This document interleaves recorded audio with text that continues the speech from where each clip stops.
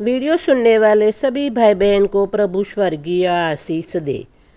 परमेश्वर के लोगों, पवित्र शास्त्र बाइबल में नीति वचन में सुलेमान एक ऐसी स्त्री की बात करता है। अगर इस बात को सारे मसीही लड़कियां और सारे मसीही महिलाएं समझ जाए तो सारे मसीही परिवार की जीवन की शैली ही बदल जाएगी। सब लोग का जीवन शैली बदल जाएगी। पवित्र शास्त्र बाइबल में नीति वचन 31 और 10 हम सबको पता है। वचन कहता है कि भली पत्नी कौन पा सकता है।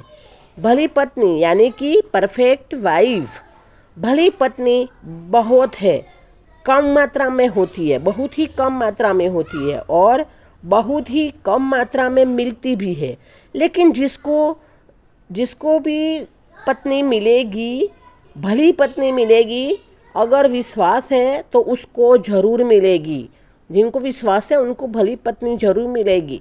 लेकिन बहुत कम लोगों को भली पत्नी मिलती है। भली पत्नी होती कैसी है और उसको कौन पा सकता है। यहाँ राशि के हिसाब से बात करते हैं। भली पत्नी का मूल्य पल जैसा मोतियों की जैसी महंगी होती है। पल जैसी महंगी होती है, मोतियों जैसी महंगी होती है। जैसे मोतियों को ज़मीन को छोड़कर हमें समुद्र की ऊंडी गहराई तक जाना पड़ता है और समुद्र की गहराई से जाकर हम पल को यानी मोती को लाते हैं। इसी प्रकार को जो पत्नी की हमें खोज करे वो उसे इसी तरह हम भली पत्नी की खोज करें तो भली पत्नी हमें मिलती है। अगर कोई पति को विश्वास है कि मेरी गैरहाजिरी में उसकी पत्नी उसको धोखा नहीं देती है तो उस पति के लिए सबसे बड़ी बात है। बाइबल में नीति वचन का मानना भी है कि अगर भली पत्नी घर में आती है तो बहुत सारी आशीष लेकर घर में आती है। उसकी कोई भी सीमा नहीं होती। परमेश्वर ने अब्राहम को बहुत सारे आशीष दी थी। वो सभी आशीष उसको सारा की वजह से सब आशीष उसको परमेश्वर ने अब्राहम को दी थी। और ये अच्छी पत्नी अपने पति को परमेश्वर का वचन का अध्ययन करने से नहीं रोकती, परमेश्वर का काम करने से नहीं रोकती। बाइबल के ज़माने की बात है कि यहूदी रब्बी कहते हैं कि पौलुस तरसोस में रहता था, लेकिन परमेश्वर के वचन का अध्ययन करने यरूशलेम आया था। बाइबल का अभ्यास करने पौलुस यरूशलेम काफ़ी समय तक, काफ़ी सालों तक रहा था वहाँ। जब भली पत्नी जो है वो बाइबल के ज़माने में अपने पति को कई सालों तक यहूदियों की स्कूल में वचन का अध्ययन करने भेज दिया करती थी और पति को भी अपने पत्नी के ऊपर पूरा भरोसा हुआ करता था। इतने सालों अलग रहे तो भी पत्नी बुरा काम नहीं करेगी, ऐसा विश्वास पति को अपनी पत्नी के पर हुआ करता था। भली पत्नी अपने पति को परमेश्वर के काम के लिए समर्पित करती है तो उसके वजह से परमेश्वर उनके घर पर और आशीष देते हैं और सबको आशीषित करते हैं। भली पत्नी अपने पति को परमेश्वर की सेवा करने से कभी नहीं रोकती और उसकी आशीष से उनके परिवार को, भली पत्नी को मिलती है, परमेश्वर देते हैं। पवित्र शास्त्र बाइबल में नीति वचन 31:12 के वचन में लिखा है कि एक महाज्ञानी यहूदी रब्बी ने कहा, भली पत्नी का पति उससे बुरा व्यवहार करता है तो भी भली पत्नी अपने पति से अच्छा व्यवहार करती है। हाँ, उसका पति उससे खराब व्यवहार करता है लेकिन फिर भी भली पत्नी होते कि हुए नाते वो अपने पति से अच्छा व्यवहार करती है। भली पत्नी कभी बुरा व्यवहार कर ही नहीं सकती है अपने पति के साथ और ये भली पत्नी की पहचान होती है। ये भली पत्नी की पहचान होती है कि वो कभी किसी के साथ बुरा व्यवहार नहीं करती। भली पत्नी अपने पति के चाहे जवानी हो या बुढ़ापा हो, चाहे अमीरी हो या गरीबी हो, ये सब परिस्थिति में अपने पति का साथ देती है, अपने पति के साथ अच्छा और एक सा व्यवहार रखती है। भली पत्नी एक सा व्यवहार रखती है अपने पति के साथ, चाहे परिस्थिति कोई भी हो, परिस्थितियाँ कैसी भी हो, दुख की घड़ी भी हो, संकट की घड़ी हो, तब भी वो एक सा व्यवहार रखती है, अच्छा व्यवहार रखती है। नीति वचन 31:13 वचन कहता है, भली पत्नी हमेशा मेहनत करती है। हाँ, भली पत्नी मेहनत करती है और मेहनत करने में लगी रहती है। भली पत्नी सारे घर का काम खुशी खुशी करती है। हाँ, वचन में यहूदी रब्बी अपने कमेंट्री में ये बात कही है। समान भली पत्नी का मेरिट्स है और वो जहाज उसकी आत्मा है। सामान जो है वो भली पत्नी का मेरिट्स है और जहाज जो है उसकी आत्मा है। यानी हर रोज रात्रि को अपने सारे कामों को लेकर स्वर्ग में जाती है और आशीष लेकर आती है परमेश्वर से। भली स्त्री की आत्मा उसके भले कामों के लिए साथ मिल जाता है। हर रोज अपने परिवार के लिए परमेश्वर से आशीष लेकर आती है। भली पत्नी अपने पति को परमेश्वर का वचन का अध्ययन करने से बहुत दूर और सालों तक भेजा करती है और ये आज्ञा पालन की वजह से परमेश्वर प्रतिदिन उनके परिवार को आशीषित करते हैं। नीति वचन 31:15 यहूदी रब्बी कहते हैं, भली पत्नी पूरे दिन घर का काम करके रात को परमेश्वर के वचन का अध्ययन करती है। ज्ञानी यहूदी रब्बी कहते हैं कि कोई व्यक्ति दिन भर काम करने की थकान होने के बावजूद रात को परमेश्वर का वचन पढ़ता है तो परमेश्वर का पवित्र आत्मा उनके साथ उस समय होता है। पूरे दिन थकान के बाद हम रात को प्रभु का वचन पढ़ते हैं, प्रार्थना करते हैं, तो परमेश्वर के लोगों पवित्र आत्मा उस समय हमारे साथ होता है। यहूदी रब्बी कहते हैं कि शरीर के सारे भागों को यानी हाथ, कान, नाक सबको, शरीर के अंगों को उसने दासी कहा है और उनके सारे अंगों को धर्म का काम सौंप देती है और अपने हाथ को काम सौंपती है कि कल उनको तुझे पैसा देना है। अपने पैरों को कहती है कि कल वहाँ पर जाना है। ऐसे अपने शरीर के अंगों को दासियों के तरह घर काम सौंपती है। नीति वचन 13 और 31 और 16 खेत भी मोल लेती है। हाँ, खेत भी खरीदती है। आत्मिक फल मिलता है। इसका मतलब अपने पति को वचन का अध्ययन करने भेजा है, खुद भी परमेश्वर का वचन पढ़ती है। परमेश्वर के लोगों अपने पति को भेजती है। भली पत्नी परमेश्वर का वचन का अध्ययन करने और खुद भी परमेश्वर का वचन का अध्ययन करती है, घर का सारा काम करती है, दूसरों को भी मदद करती है और ये सब मेहनत का फल के रूप में उसको परमेश्वर से आशीष मिलती है। पति को बोलती है कि खेत ले लो और खेत में द्राक्षा की बाड़ी बनाती है और यहाँ पर उनके बिजनेस का बहुत अच्छा चलता है। वो बिजनेस भी करती है, खेत लेकर खेत में सब द्राक्षा वगैरह उगा कर वो उसका भी बिजनेस करती है। अगर हम भी इनकी तरह करेंगे, प्रभु में बने रहेंगे, तो आशीष ही आशीष मिलेंगी।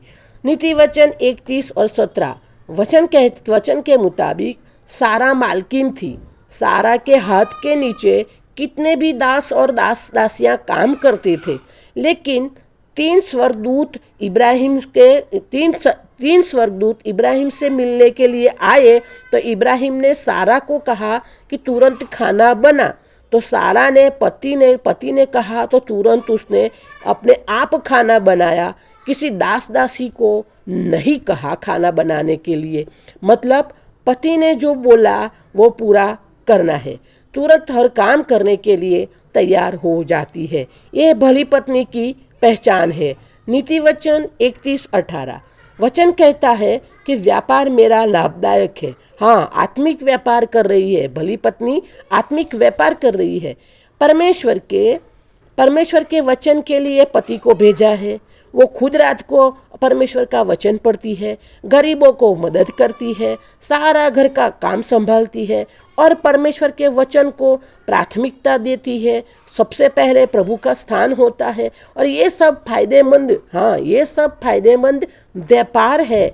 इससे तो आशीष मिलती है और ये परख लेती है कि ऐसे काम करने से तो आशीष मिलती है, तो फिर वह वही काम करती रहती है। उसको पता है कि ये सब काम करने से आशीष मिलती है, तो फिर वो वही काम भली पत्नी करती रहती है।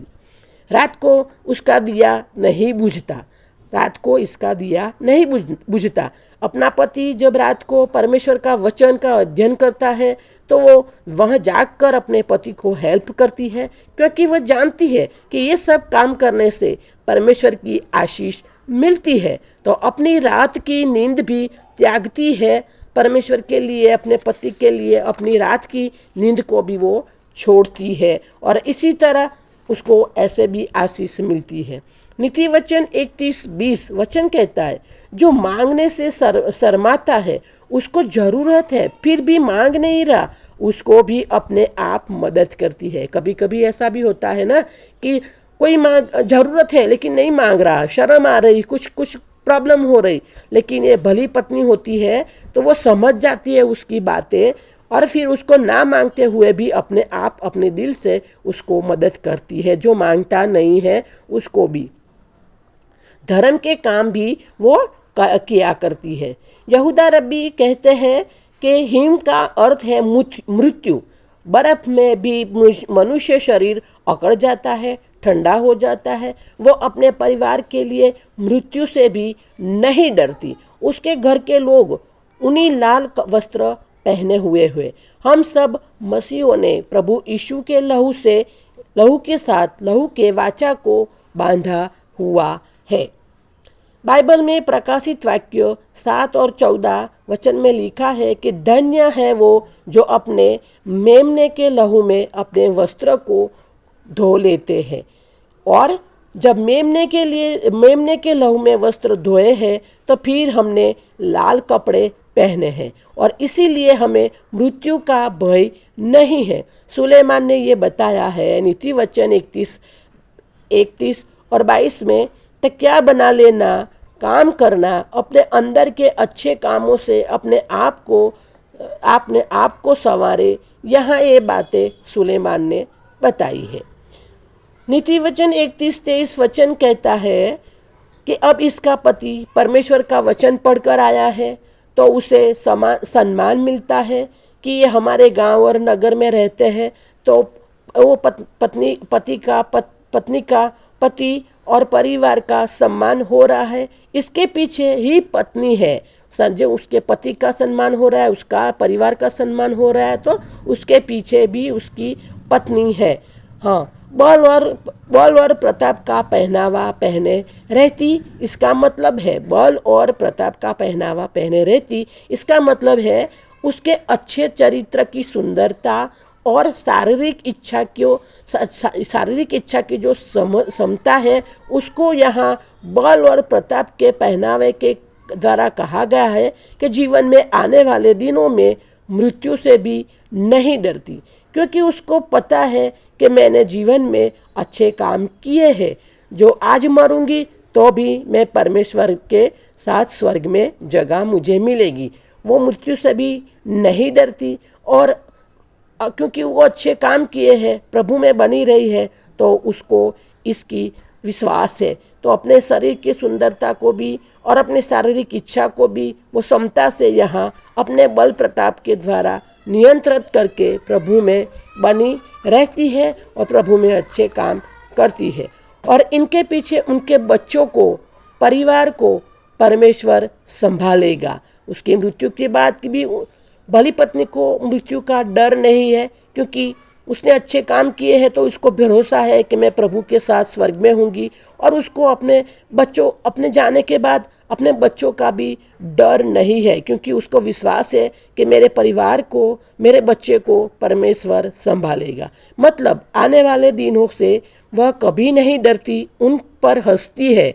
हाँ, और आने वाले दिनों पर कभी नहीं डरती, वो हंसती है, क्योंकि अभी तक उन्हें सारे काम जो किए हैं, जो परफेक्ट काम किया है, फिर भी वो परमेश्वर को वचन बोलती है। यहूदी रब्बी कहते हैं कि जब वचन के ज्ञाता अगर वो कोई बात बोले, हाँ, वचन के ज्ञाता कोई बात बोले, खाना खाते खाते भी कोई बात बोले, जो उस बात को भी इस बात को भी पकड़ लो, उस बात को सोचो, वचन के ज्ञाता ने ये बात क्यों बोली, क्योंकि वचन के ज्ञाता की बात में कोई ना कोई इम्पोर्टेंट बात छुपी है। इसका मतलब कि हमें कोई बात बोलता है वचन जानने वाला, तो उसकी बात हमें सुननी है, समझनी है और सोचना है कि ये वचन के ज्ञाता हमें ये बात बोल रहा है, तो इसके पीछे कोई ना कोई इम्पोर्टेंट वजह है। मेहनत भी करती है, हाँ, भली पत्नी मेहनत भी करती है, आत्मिक मेहनत करती है, अपने बच्चों को गलत काम करे तो शिक्षा भी करती है और मेहनत की रोटी खाती है। उसके परिवार के लोग उसको धन्य कहते हैं, क्योंकि उसके काम ही अच्छे हैं, इसलिए वो भली पत्नी है और इसलिए उसको सब आशीष भी मिलती है।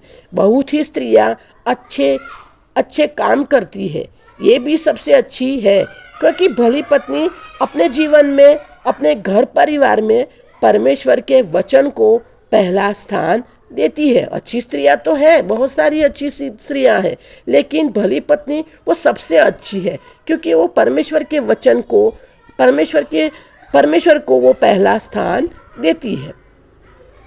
अपने पति को परमेश्वर का वचन का अध्ययन करने से नहीं रोकती और खुद भी परमेश्वर का वचन पढ़ती है, अपने बच्चों को भी परमेश्वर का वचन सिखाती है। इसने परमेश्वर के वचन को पहला स्थान देती है, इसीलिए सभी स्त्रियों में अपने आप श्रेष्ठ पत्नी बनती है, वो है भली पत्नी। यहूदी रब्बी कहते हैं सुंदरता व्यर्थ है, शोभा झूठी है, वैल्यू परमेश्वर का भय जो उसकी वैल्यू है। परमेश्वर का डर रख के सबके जीवन में आज पहले नंबर पर होती है, यानी परमेश्वर का वचन पहला स्थान। जो स्त्री सुंदर है, स्त्री में शोभा तो है और साथ ही साथ परमेश्वर का भय मानती है, सुंदर भी है, उनकी शोभा भी है, साथ में वो परमेश्वर का भय मानती है, वो सबसे बड़ी बात है। और सुंदर होते हुए भी, उनकी शोभा होते हुए भी अगर भली स्त्री परमेश्वर का भय रखती है, तो इसका मतलब फिर सोने पे सुहागा। यहूदी रब्बी यानी यहूदी पुरुष कहते हैं कि सब जगह उसकी प्रशंसा होती है और ऐसे भली पत्नी की सब जगह प्रशंसा होती है। एक यहूदी रब्बी एक गांव में गए, वहाँ सब लोग गरीब थे, क्योंकि नगर के लोग अपनी पत्नी का आदर नहीं करते थे। हाँ, नगर में गए तो सारे लोग गरीब थे और देखा वहाँ उन्होंने कि सारे पुरुष वहाँ के लोग अपने पत्नी का आदर नहीं करते थे, इसीलिए सारे पुरुष गरीब थे। जब कोई पुरुष अपनी पत्नी को मान सम्मान देता है तो परमेश्वर उसको आशीष देता है। जहाँ आदर नहीं होगा वहीं आशीष भी नहीं होगी। और पतरस खुद एक यहूदी था। पतरस ने कहा, अपनी पत्नी को निर्बल पात्र जानकर अपनी पत्नी को आदर करो। पतरस ने भी ये कहा कि अपनी पत्नी को निर्बल पात्र जानकर उसका आदर करो। ये सब बातें सुलेमान ने नीति वचन की किताब में हमको बताई है। तो बुराई कितनी बड़ी क्यों न हो, लेकिन भलाई के साथ बुराई खड़ी नहीं रह सकती। भलाई के साथ बुराई खड़ी नहीं रह सकती, बुराई चाहे कितनी भी बड़ी हो। जो भली पत्नी कौन पाता है? जो भली पत्नी की इच्छा रखे और भली पत्नी को खोजने के लिए परिश्रम करे और साथ में किसी की लालच में न आए, वो भली पत्नी पाता है। फिर से दोहराती हूँ कि जो भली पत्नी को कौन पाता है? भली पत्नी किसको चाहिए, तो उसके लिए भली पत्नी की इच्छा रखनी है और भली पत्नी की हमें खोज के लिए परिश्रम भी करना है और भली पत्नी को खोजने के लिए परिश्रम करें और साथ में किसी लालच में भी न आए। ऐसे लोगों को भली पत्नी मिलती है और जब भली पत्नी मिलती है तो जीवन सुख संसार बहुत ही अच्छा चला जाता है, चलता है, क्योंकि भली पत्नी के जीवन में परमेश्वर का स्थान, परमेश्वर का वचन का स्थान सबसे पहला होता है और वो परमेश्वर के लिए अपने पति को, अपने बच्चों को, सबको इस्तेमाल करती है। तो परमेश्वर खुश होकर उनके लिए, उनके ऊपर हमेशा के लिए आशीष बनाए रखते हैं। तो ये है परमेश्वर के तरफ से मिली हुई भली पत्नी का सब विवरण। तो परमेश्वर के लोगों, वीडियो अच्छा लगा तो सब्सक्राइब करना, शेयर करना, दूसरों को ज़रूर बताना। उसकी आशीष आपको प्रभु जरूर देंगे, क्योंकि प्रभु में किया गया छोटा काम प्रभु हमको आशीष देते हैं, व्यर्थ नहीं जाता है। तो परमेश्वर के लोगों, लाइक करना, सब्सक्राइब करना, शेयर करना हम सबको।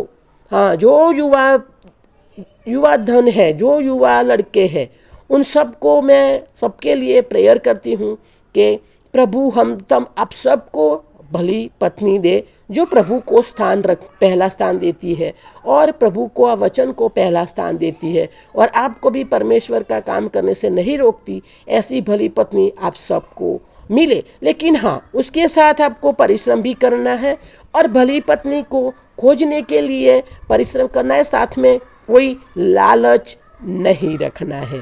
ठीक है, हाँ, परमेश्वर सबको भली पत्नी दे, सबको आशीष दे और ये वचन समझने के लिए हमारी सहाय करे। आमीन। धन्यवाद। प्रभु यीशु की दासी वासंती।